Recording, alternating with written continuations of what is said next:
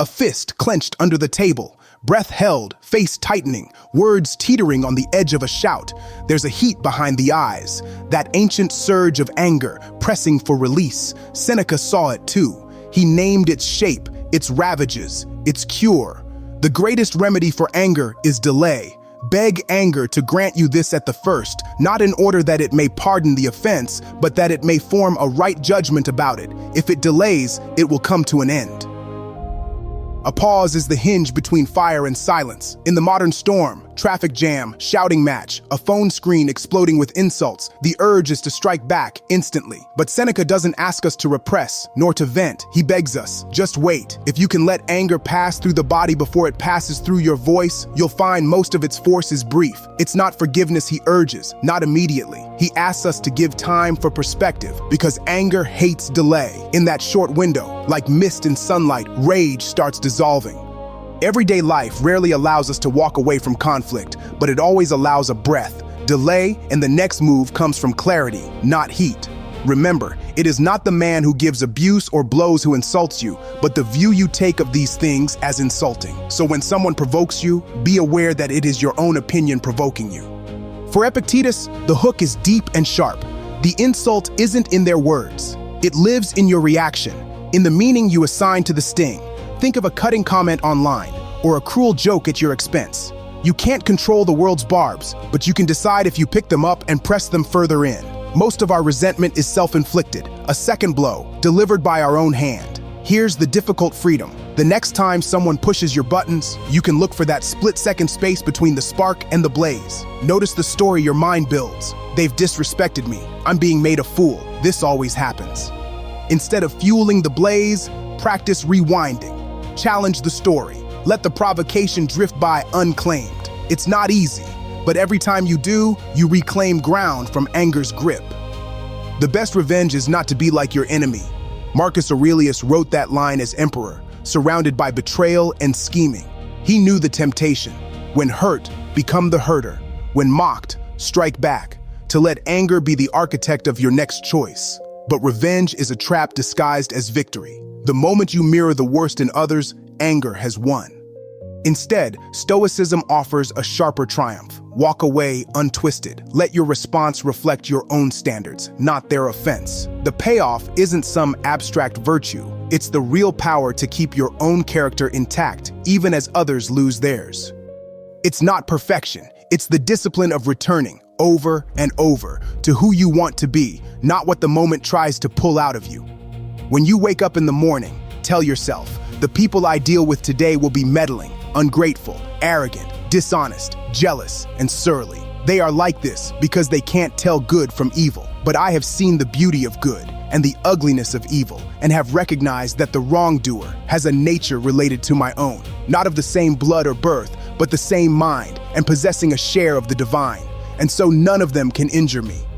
This is not cynicism. It's armor. Marcus isn't asking you to expect the worst out of bitterness. He's asking for a kind of tough-minded preparation. If you brace yourself for pettiness and pettiness arrives, you're not ambushed. You can meet it with calm, even sometimes with a trace of compassion. This practice is the antidote to disappointment that slides quickly into rage. It's the difference between "how dare they" and "I saw this coming, I can handle it." And beneath Marcus's list of difficult people, there's a thread of kinship. In every failure, every fool, every outburst, he sees a bit of himself, the same raw humanity, just clouded. No one can truly wound him unless he agrees to be wounded. That is strength without hardness. Carry this into your toughest days, and the world's friction will wear less on your mind. What is the best way to check anger? To consider the vices of the angry. You will not wish to become angry if you realize how unpleasant an angry person is to others. If you want a fast lens to clarity, look at anger from the outside. Remember the last person whose rage left everyone walking on eggshells, the coworker who always boils over, the relative who can't let anything go. The room shrinks, conversation dries up. No one envies them. Seneca doesn't shame. He asks for a moment of honest self-perception. Is that really how you want to show up? Would you choose to become someone others avoid, simply to win today's argument? We model ourselves unconsciously, so choose carefully which version of yourself you rehearse. If anger robs your presence, it's not worth the victory. How much more humane it is to show a gentle and fatherly spirit to the erring and to call them back rather than hunt them down. He who has strayed should be brought back to the right path, not chased away.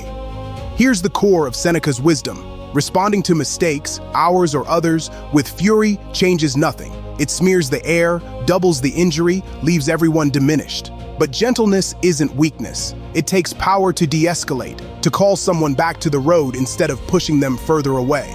Think of the parent who guides instead of scorches, the leader who corrects privately and with care. Try practicing this. When someone in your world disappoints you, get curious before you explode. What would call them higher, wrath or calm presence? If you really want change, extend a hand, don't bang a fist. Restoration is harder than punishment, but what you restore, you strengthen. Choose not to be harmed, and you won't feel harmed. Don't feel harmed, and you haven't been.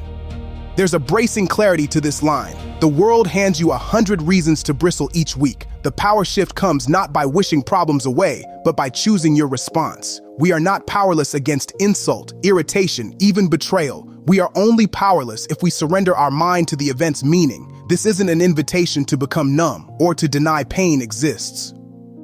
It's a challenge to separate what you experience from what you carry home. If you can see each sharp word or selfish act as external, you remain the gatekeeper of your peace.